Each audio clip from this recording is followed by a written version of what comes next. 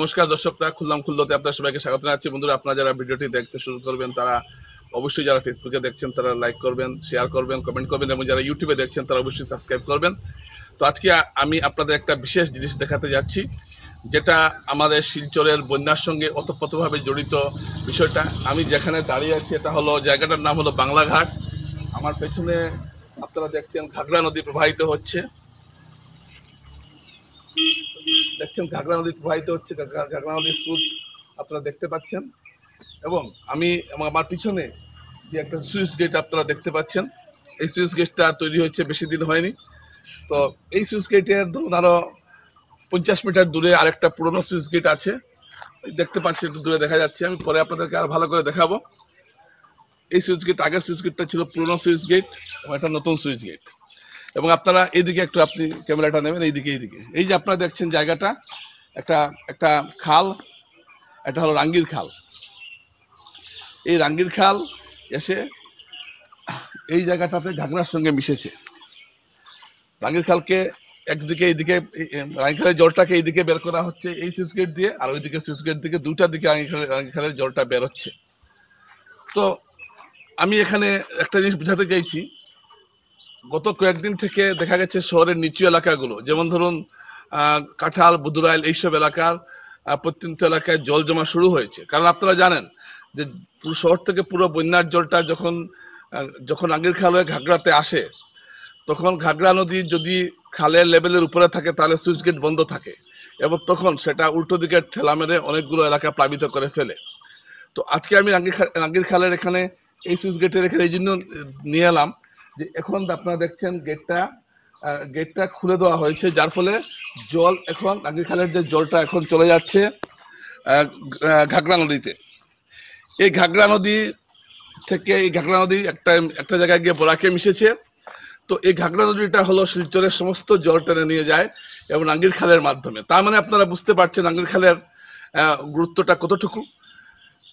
এই যে রাঙ্গির খাল, আমি একটা দেখাবো আপনাদের জিনিস, ক্যামেরাম্যান আপনাকে একটু দিকে আসবেন আপনি।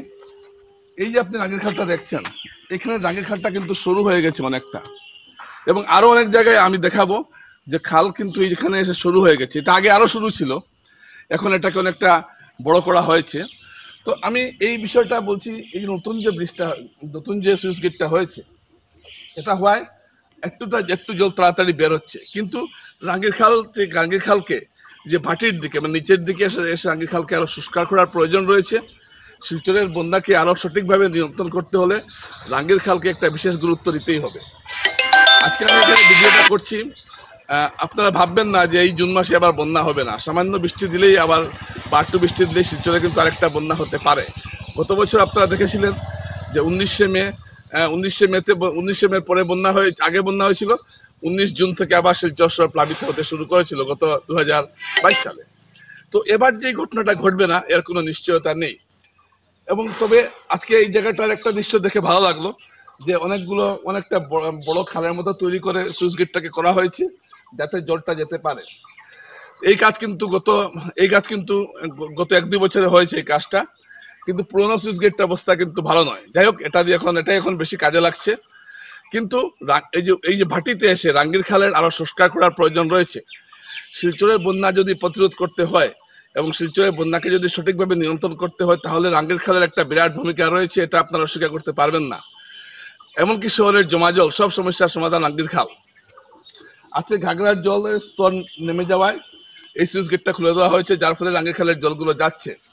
তার মানে শিলচর, আমি আশ্বস্ত করছি শিলচরের মানুষদের যারা এখনো জলে ডুবে আছেন বিভিন্ন এলাকায়, বিশেষ করে চেঙ্কুরি রোডের ভিতর দিকে বা ধরুন 20 ফুটি বা নিম্ন মাননীবিলের বিভিন্ন এলাকা, 20 ফুটি যেটা বললাম, এইসব এলাকার মানুষ জলে কষ্ট পাচ্ছেন এবং তারা এই সুইচ গেট খোলায় অনেকটা এখন নিষ্ক্রিয়, অনেকটা এখন শান্তি পাবেন, এটা বলতে যাচ্ছি। এখন আমি আপনাদের একটু সময়ের জন্য পুরোনো সুইচ গেটটা দেখাবো, একটু অপেক্ষা করবেন আপনারা। পুরোনো সুইচ গেটটা দেখিয়ে আমার প্রতিবেদন শেষ করব। এটা এটা হলো পুরোনো সুইচ গেটটা, যেটা আপনাদেরকে আমি আগে যেটা দেখিয়েছিলাম সেটা হলো নতুন, এবং এটা হলো একটা বড়, এটা হলো পুরোনো। তো এই পুরোনো সুইচ গেট দিয়ে এত বছর এই রাঙ্গিরখালের সমস্ত জল পার হয়েছে। এখান থেকে এই দিকে দেখছেন আপনার জল ঢুকছে এই সুইচ গেট দিয়ে। এই সুইচ গেটের অবস্থা খুব একটা ভালো নয়, অনেক পুরোনো সুইচ গেট, ভালো করে কতটুকু কাজ করবে ঠিক নেই, তারপরে তার জন্য হয়তো এটা বানানো হয়েছে। কিন্তু এই সুইচ গেট দিয়ে জলটা ঢুকছে, এবং আপনারা দেখছেন জলের স্তর, এই যে আপনারা দেখছেন গাছগুলো দাগ পড়েছে, এতটুকু পর্যন্ত জলের স্তর উঠেছিল। তার মানে ঘাগড়া এতটুকু পর্যন্ত উঠে গিয়েছিল।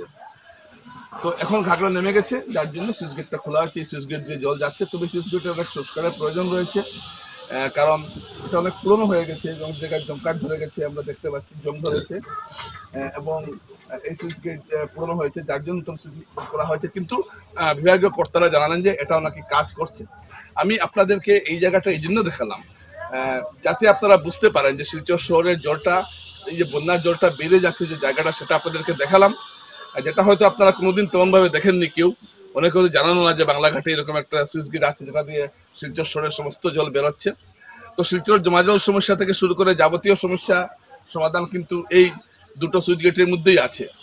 তো আজকে আজকে এই যে ভিডিওটা করছি বা এই যে আপনাদেরকে এটা দেখাতে পারছি, এর জন্য আমাকে বিশেষভাবে সহযোগিতা করছেন রাজুদেরকে আমি ধন্যবাদ জানাই যে তিনি আমাকে এই কাজে সহযোগিতা করেছেন, এবং সারাদিন তিনি এইসব এই ধরনের ভিডিও বানানোর কাজে থাকেন।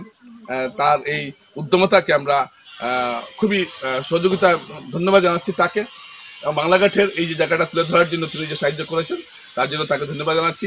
এবং দর্শকরা, আপনারা এই ব্যাপারটা জনসমক্ষে বারবার তুলে ধরার চেষ্টা করবেন যে বাংলাঘাটের যে সুইচ গেট এবং এখানে যে রাঙ্গিরখালের আরো প্রশস্ত করতে হবে, তাহলে শহর থেকে তাড়াতাড়ি জল আসবে এবং সুইচ গেট দিকে বেরিয়ে যাবে, তাহলে সমস্যাটা হবে না। আজকে এইটুকুই, নমস্কার।